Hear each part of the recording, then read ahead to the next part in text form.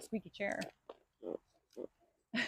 Hey, this is week 2 of the 52-week wellness challenge. I'm Rebecca. I am a life coach in Dayton, Ohio. Welcome to my backyard. Beautiful creek. Just wanted to share it with you.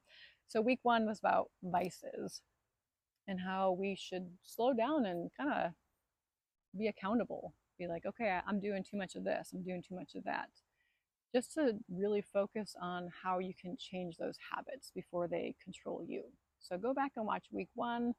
This is meant to be a series. You can jump in anytime you want. You don't have to do week 1 to 52, but jump in anytime you want. So today, I want to challenge you with another question. And just so you know my thought process, I don't script these. I don't think like week 1 will be about this, week 2 will be about this. I just am like open to each week, like what can I talk about today? And I listen for good ideas. So this week, the idea that popped in my head was all about work. I'm fascinated with the subject of work because we all have to work. And it's probably something that really gets most of us down. Like, oh, I don't feel like working. But what if we think about our work is not just a way to reward ourselves in this lifetime? Our work, ooh, there's a spider right here. Our work can be seen in future generations, no matter what we're doing. So are you willing to work hard even though you might not see directly the results of your work? Right? I'm not saying it as eloquently as I want, but here's how my thought process came to be. I was in the shower listening to public radio. Hi, public radio. They were talking about Susan B. Anthony, the woman who sewed the American flag because she was a woman, she couldn't vote because she had a freaking vagina. Her vagina got in the way. She could not vote, but she could go ahead and sew the American flag.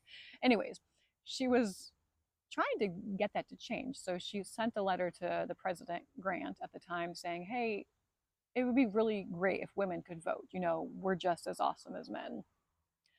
And she didn't sign it from herself. She signed it on behalf of all women in America. And I thought that was so great because she was never allowed to vote. And she kind of probably knew this wasn't going to happen, but why not fight for it anyways?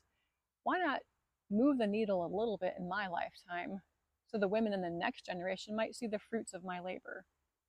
What a glorious thing. And I was in the shower going, yes, Susan. Yes, Susan, I see you. It was amazing. Thank you. Thank you. Because I was really moved by the fact that she was willing to work in her lifetime for something that never happened.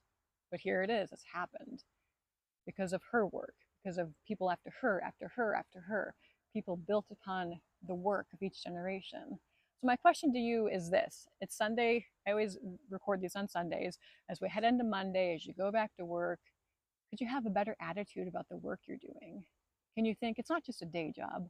I'm not just doing this thing. I can build into the next generation somehow. And that's hard, right? Because that's not rewarding. We all want instant proof that our work is worth it. We want to see the fruits of our labor now. But I think there's an old phrase that says, like, blessed is the man who can plant the trees that he'll never sit under, right? Can we be grateful that we can do the work that we won't see the results of? Can you build into that person who will build into the next person?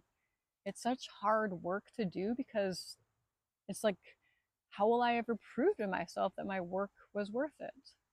We want proof. But my argument is we all are looking for our purpose. Your purpose is to be yourself. And if you're serving others as yourself, your proof is there every day that you're doing the right thing.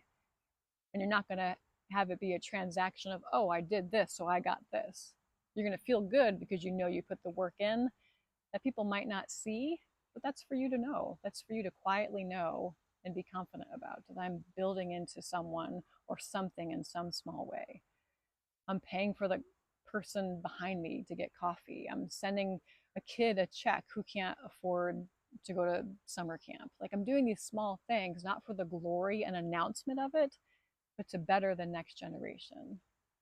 So think about this week. How can I do that? How can I keep working not for the proof of my greatness, but to the service of others, even when it won't benefit me? It's super hard, but if you start thinking about it, I'm telling you, your purpose will start to bubble up. Like, oh, okay, my purpose is different each day. It's just to be open and curious about how to serve others. And it sounds a little hippy drippy, but I'm telling you, it's a better way to live than to be like, oh, back to my dumbass day job again. I hate my job. Can you love your job? Can you love something about it?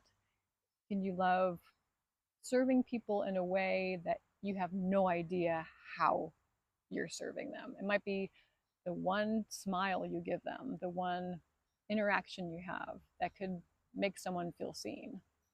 So, Susan B. Anthony, wherever you are, girl, that was awesome. I love that you fought for the right to vote, even though you never got it yourself. It wasn't about you, it was about others. And it was about, hey, can I fight for the future of America? Love that stuff. All right, so think about that this week. Week 2, think about your work. Look around at your day job this week. There's going to be some miserable parts of it, right? But there's also some times where you can do something bigger that goes beyond the 9 to 5. You can build into others in some way. It's going to be different for everyone. All right. You're awesome. Have a great week, and we'll see you back here next Sunday. Bye.